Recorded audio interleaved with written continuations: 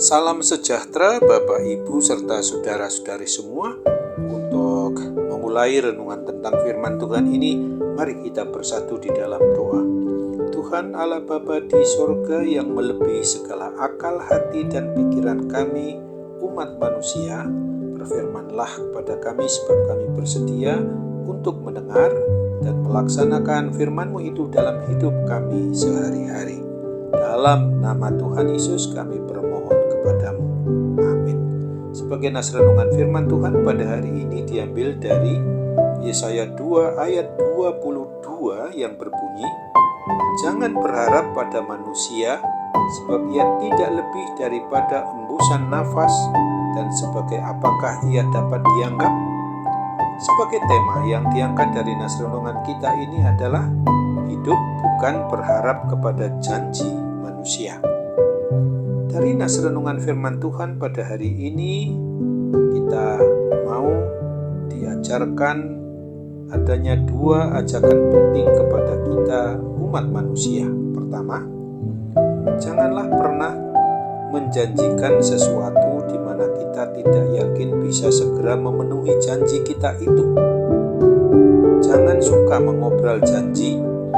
Mungkin bagi kita janji-janji manis itu biasa saja.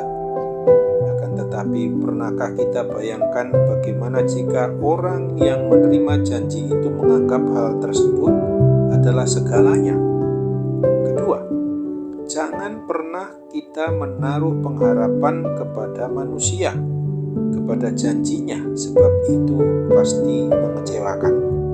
Peganglah janji Tuhan kita Yesus Kristus dan bukan janji sesama kita umat manusia. Firman Tuhan di dalam kitab Nabi Yesaya 2 ayat 22 ini mau mengingatkan kepada kita semua umat manusia sebagai ciptaan dan milik Tuhan, supaya jangan berharap pada manusia, sebab ia tidak lebih daripada embusan nafas, dan sebagai apakah ia dapat dianggap. Artinya bahwa kita umat manusia ini di dalam segala hal serba terbatas. Mengapa seringkali kita berharap kepada sesuatu yang serba terbatas itu? Oleh sebab itu lebih baik kita berharap dan mengandalkan Tuhan yang tidak terbatas dalam segala hal. Umat manusia itu bisa lupa dengan janji-janjinya sendiri dan bisa berubah-ubah. Mengapa kita tidak menaruh pengharapan kita hanya kepada Tuhan Sang Pencipta, Pemelihara, dan Sang Pemilik atas hidup dan mati kita, di mana janjinya setia, bahkan tidak pernah berubah-ubah? Pernahkah kita menjanjikan sesuatu pada orang lain? Apakah kita tidak lupa untuk menepatinya? Untuk itu, bisakah kita menaruh pengharapan pada manusia? Jawabannya untuk semua pertanyaan itu, mari kita arahkan kepada kebenaran firman Tuhan sebagaimana yang dituliskan pada Kolose 1 ayat 4 dan 5 ini. Karena kami telah mendengar tentang iman-Mu dalam Kristus Yesus dan tentang kasih-Mu terhadap semua orang kudus, oleh karena pengharapan yang disediakan bagi kamu di surga.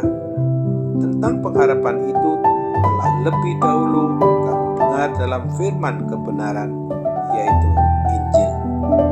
Amin. Sebagai hal yang sungguh kita harus aminkan adalah mari kita bersatu di dalam doa.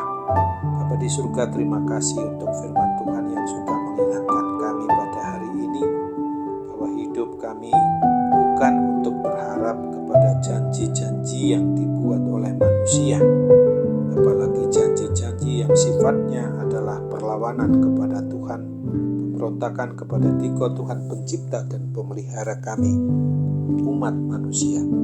Bapa, tolong kami oleh kuat kuasa Roh Kudus agar kami dimampukan untuk sungguh-sungguh berharap hanya kepada janji keselamatan kekal yang sudah Tuhan Yesus berlakukan di dalam hidup kami umat manusia ini.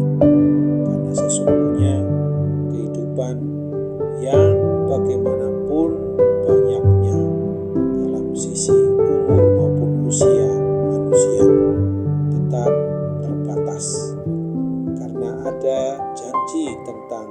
kehidupan yang selama-lamanya, yang tidak pernah terbatas, adalah seperti yang Tuhan nyatakan dengan kesediaan-Mu mau turun ke dalam tempat yang maha rendah pada diri kami umat manusia.